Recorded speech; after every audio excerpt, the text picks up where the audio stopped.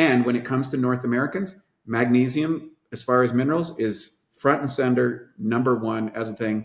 I would say, I know you have an amazing iodine process. That's another one that is massive as well, but you've covered that exclusively. We don't have to go into that. I would say magnesium is another one of those miracle minerals that has to be addressed. If you're not on enough iodine, crank that up first and foremost to get this, particularly in this situation, and then start looking at things like magnesium. No, I would say those are the two. I mean, we are completely depleted. So why are we so depleted in magnesium? I mean, why does it everybody and you take it for granted, no one really focuses on it. It's kind of like, I should be fine. I eat healthy, right?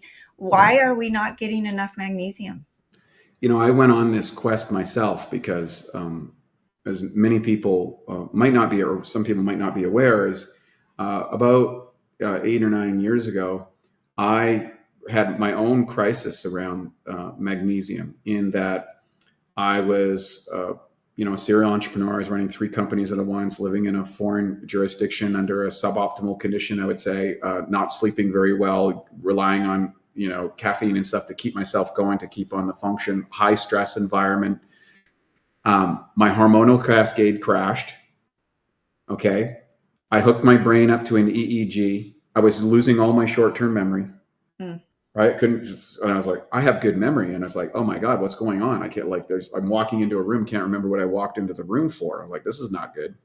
Hooked my brain up to an EEG. I had a brain that looked like a 70-year-old man. Did a bunch of blood work tests and everything. And one of the things that came out was, hey, dude, you don't have enough magnesium. I'm like, I'm supplementing with magnesium. What's the deal? Like, I've been very mindful of this. All people from my ilk know that you need magnesium for maximum muscular retention. And so I went on a quest. And well, why is it?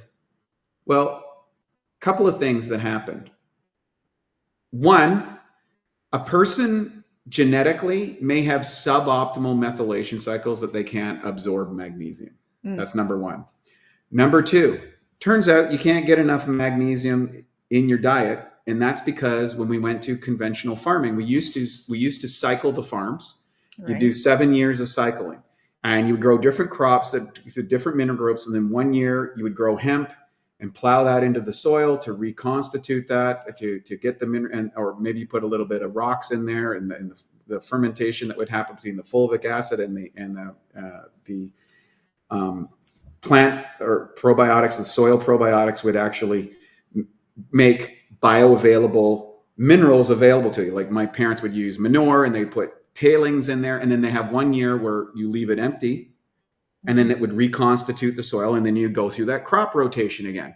Well, after World War II, when everybody moved to the city and all the industrial capacity happened, they had to go to conventional farming. Oversight from government said we need to have these crops, these things, and then went to monoculture farming, big machinery, big elements. They started using chemicals and everything.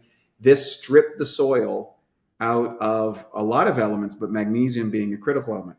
And then the fourth contributing factor is we live in a world where the availability of caffeine went exponentially. Caffeine also restricts our absorption of taking up magnesium.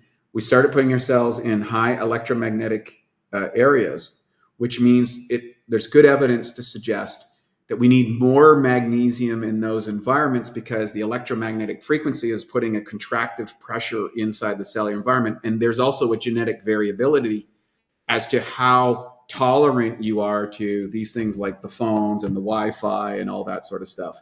I notice a massive difference living here in Venice than when I vacation in Sedona. I like to go to Sedona. Sedona has low Wi-Fi, low EMF.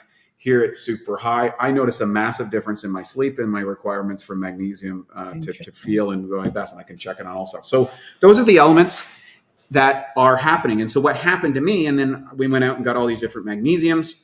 We tested them all. We sent them off to our Birch International University to see the raws, to see the elements, to see what was bioavailable, see what got delivered into the cells.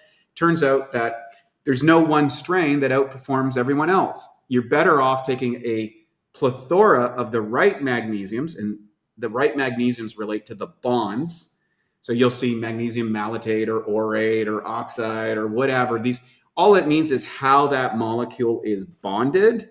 And we don't have proof of this, but the theory goes that when you have different bonds, they seem to be delivered to different types of the body, because magnesium is involved in over 300 processes in the body. It is the master mineral for so many things.